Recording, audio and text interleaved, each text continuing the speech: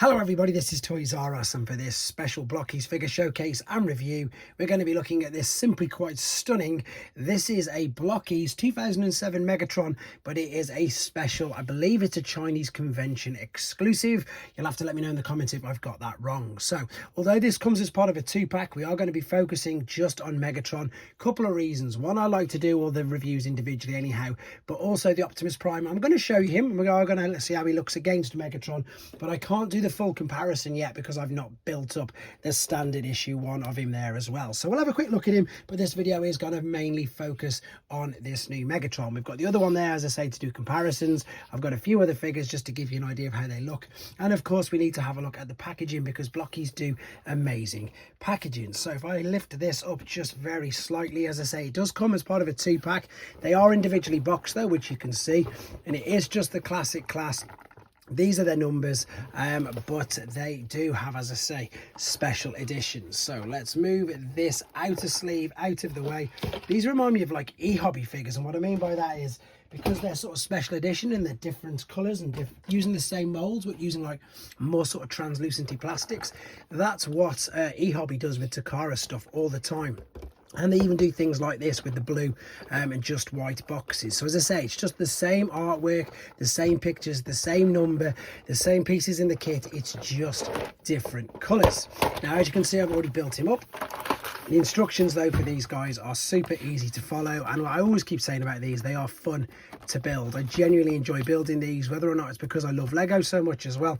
It could be one of the main reasons, but I do genuinely enjoy making these up. So I've got the accessory bits here, which we'll have a look at. Let me just shift this box out of the way, and I've got the stand as well. So what I think I definitely need to do is just bring it down. Now I know that lots of people don't tend to like the Bayverse movies, etc., or their characters, but I don't know, I think maybe it's just because Megatron's just such an imposing character, and I do especially like this sort of look, you know, the one where he is trapped inside the ice.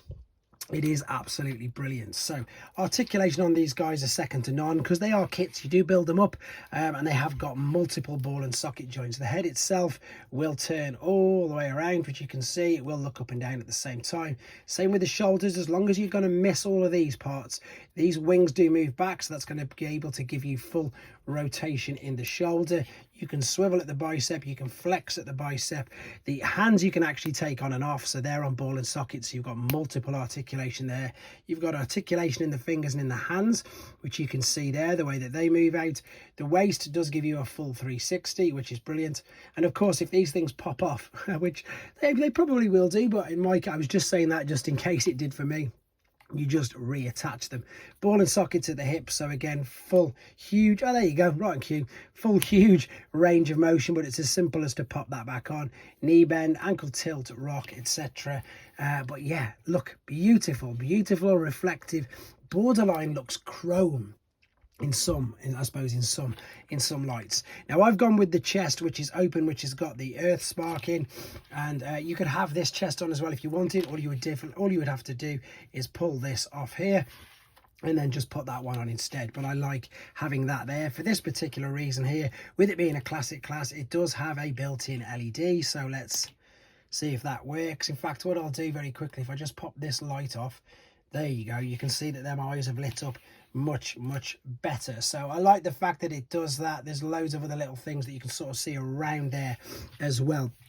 These little wings do work on the back as well. You can move them backwards and forwards, and he does have his huge accessory cannon again, which I'm pretty sure, if we remember in the movies, was used by this hand, so this will fit inside there no problems. And the good thing about this is because of the giant feet, the balance on these are fantastic.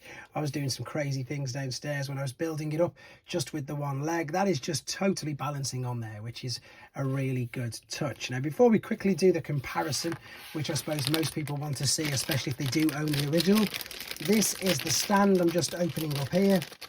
These look to be the same as every other set of stands. Yes, they are, as all the other stands that we've got. So you can attach these together, he says, and gets it upside down like so. And you can see you've got them points there, and you've got the really obvious circles there to pop these down and stand. In fact, because I've got the two Megatrons, let's do this. Let's put one on there like so, and put the arms down.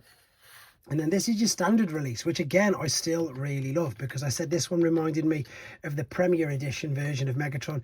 And this one's reminding me of that Voyager class one that again was him in ice. It's really reminding me of that.